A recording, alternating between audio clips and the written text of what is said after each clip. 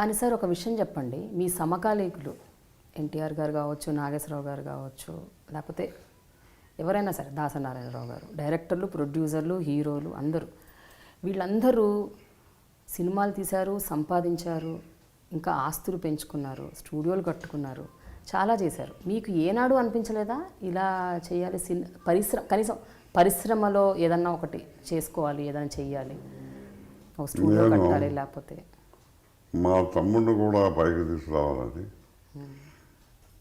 నాగేశ్వరరావుని నాకైతే ప్రొఫెషన్ ఇచ్చాడు భగవంతుడు.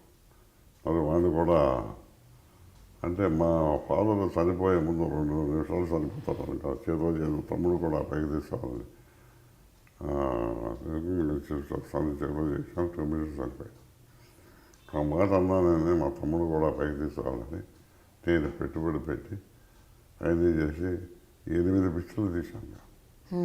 8 వాడికే ఇచ్చాను, 50 రూపాయలు తీసుకున్నాను. ఏది మామాలు సవాల్ తీశాను, గజదంగ, ఇద్దరు చిరంజీవి, కొదమసింహం, 12 కాపురం, బంగారు కాపురం, ముద్దుల మొగుడు, ఇవన్నీ మేము తీసిన పిక్చర్లు. అయినా ఆ విధంగానేమో ఇండస్ట్రీలో వాడిని 100 ఇంపార్టెంట్ ప్రొడ్యూసర్గా తయారు చేశాను. తర్వాత మీరు ఉన్నట్టు మీరు ప్రజాసేవ చేశాను ఏం చేశారని. మీరు మా తాతగారులో పెరిగాను కవతరం, గొడవలేరు మండలం. అక్కడ మా తాతగారి పేరున మెటర్నరీ హాస్పిటల్ కట్టించాను. ఇది Khammampet Ramayya memorial government maternity hospital. ఇప్పుడు అది ఆ చుట్టుపక్కల 15 గ్రామాలకు ఆడవాళ్ళకి మహా ఇదారు ప్రస్తుతిగా ఫ్రీ చేసుకునే ఫ్రీ మెడిసిన్స్ అక్కడ నన్ను ఏర్పాటు చేశాను. గుడివాడలో నా పేరు మీద ఇప్పుడు రవీంద్ర భారతలాగా కైకాల సత్యనారాయణ పురపాలక కళామందిర్ అని కట్టి నెక్స్ట్ మంత్ ఓపెన్ చేస్తాను. అది ప్రజాహిత సేవ చేశాను దానికి. మా ఇండస్ట్రీలో మరి 8 పిక్చర్లు తీశాను. ఇంకేం మీరు ఇంకా చేయదు ఏంటంటే అంటే కానీ వ్యాపారం చేయలేదు, వ్యాపార ఇన్వెస్ట్మెంట్ చేయటం అంటే అదే స్టూడియో లాంటివి, లేకపోతే ఏదన్నా పెద్ద పెద్ద. ఎందుకంటే మనకు పెద్ద అంబిషన్స్ అంటూ ఏమీ లేవు. తర్వాత వెనకాల మనకి చేయడానికి మనకు కలిసి ఇచ్చేవాడు కూడా ఉండాలి. ఇప్పుడు మా అమ్మాయి ఉన్నారంటే వాళ్ళకి అదర్ దృష్టి ఉండేది, ఈ వ్యాపారం మీద ఆట మీద చేయాలి. మా తమ్ముడేమో ప్రొడ్యూసర్ చేశాను. మనకి నేను ఏదైనా పెట్టానుకోండి, దీంట్లో దాంట్లో ఎక్కడ పడి నేను దీంట్లోకే నాకు టైం రాలేదు మొదటి వరకు. ఇప్పుడు అంటే నేను రెస్ట్గా ఉన్నాను కానీ టైం రాలేదు. ఇవన్నీ నేను ఎక్కడ చూసుకోగలను. అందుకని నాకు అసలు వాటి మీద పోలేదు కూడా. వాళ్ళే వెళ్ళాక నేను సౌండ్ థియేటర్ ఇవన్నీ గవర్నమెంట్ రామారావు దగ్గర నేను తీసుకుని కట్టేవాడిని. అది సీఎంగా ఉండగా నాకు ఇంట్రెస్ట్ లేదు, పోలేదు.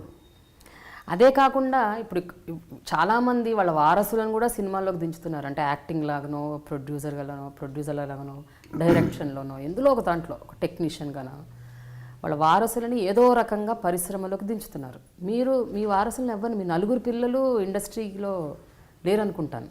ఎవరు? 4 కూడా? 2 అమ్మాయిలు, 2 అమ్మాయిలు, 2 అబ్బాయిలు.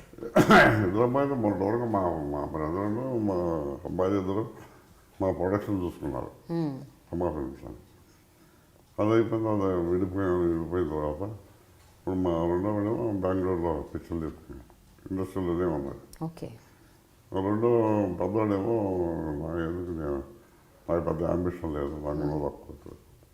మా నాన్న ఇచ్చేది నేను మెయింటైన్ చేసుకుంటున్నారని ఈ తృప్తి పడిపోయాడు. అంటే మీ మొత్తం కుటుంబంలో అది ఉంది, తృప్తి అనేది, కంటెంట్మెంట్. అంతే. ఒక విధంగా కరెక్ట్ అది. ఎందుకంటే ఇప్పుడు 4 పిల్లలు ఉండేది, మా పిల్లలందరికీ ఒక అంబిషన్ అనేది ఉంటుంది. అది కూడా ఒక కూతురు కూడా ఇంజనీరింగ్ పాస్ అయ్యాను. సంపాదించి ఎవరికోసం మళ్ళీ ఆడకోసం సంపాదించాలి కదా. సార్ మా నాన్న తెచ్చింది నాకు తృప్తి పడిపోయి ఒక విధంగా అది ఒక లాజిక్. అట్లా ఎప్పుడకాడు వాళ్ళ పిల్లలందరూ ఇంజనీరింగ్ పాస్ అయ్యారు. అలా హ్యాపీ. మళ్ళీ ఒకసారి సినిమాల గురించి మాట్లాడుకుందామండి. మనం నెక్స్ట్ డిస్కషన్ కొంచెం ప్రొలాంగ్ చేసే ముందు ఒక్కసారి నాకు మీ మీ నోట ఒక మంచి డైలాగ్ వినాలి. ఇప్పుడు చాలా కాలం అయిపోయింది. లేదు మీ వాయిస్లో ఇంకా ఏమి పెద్ద మార్పు ఏమి లేదు. అలాగే లేదు, గొంతుకు అంత బాగాలేదు. కొన్ని గుర్తున్న ఒక 2 వాక్యాలు కనీసం. ఎక్కడ చెప్పండి ఇప్పుడు అంటే 6 రోజులు వేరు.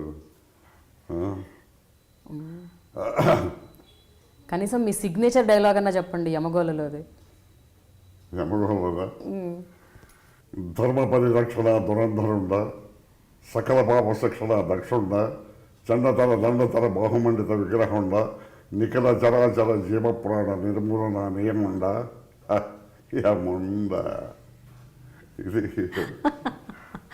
Wonderful, super. డ్రీమ్ ఛానల్ శ్రోతలకు ప్రేక్షకులకు అందరికీ ముందుగా నా హృదయపూర్వక ధన్యవాదాలు. మీ అందరికీ తెలుసు, నేను ప్రౌడ్గా చెప్పుకుంటాను, నేను మీ ఓల్డ్ ఆర్టిస్ట్ని, పూర్వపు ఆర్టిస్ట్ని. ఇప్పుడంటే యాక్టివ్గా లేకపోవచ్చు, అయినా ఇప్పటికీ ఇంట్రెస్ట్ ఉంది, ఇప్పటికీ కొనసాగుతున్నాను. కొన్ని పరిస్థితుల వల్ల ప్రస్తుతం నేను వేషాలు చేయలేకపోవచ్చు. ఈ విధంగా నా అనుభవాలు కానీ నా జీవిత పరిణామాలు కానీ అన్నీ వీరి ఇంటర్వ్యూలో మీరు తెలుసుకున్నారు, మీరు గ్రహించే ఉంటారు. ఈ పాటికి నా పూర్తి క్యారెక్టర్ మీకు అర్థమైపోయి ఉంటుంది. ఎందుకంటే నేను ఎక్కువగా చెప్పాల్సిన అవసరం కూడా లేదు, మీరు అందరూ మేధావులు. నా ఈ సంభాషణలో మంచింటే గ్రహించండి, చెడు ఉంటే దాన్ని విసర్జించండి, సహృదయంగా తీసుకోండి అని మిమ్మల్ని ప్రార్థిస్తున్నాను. సెలవు.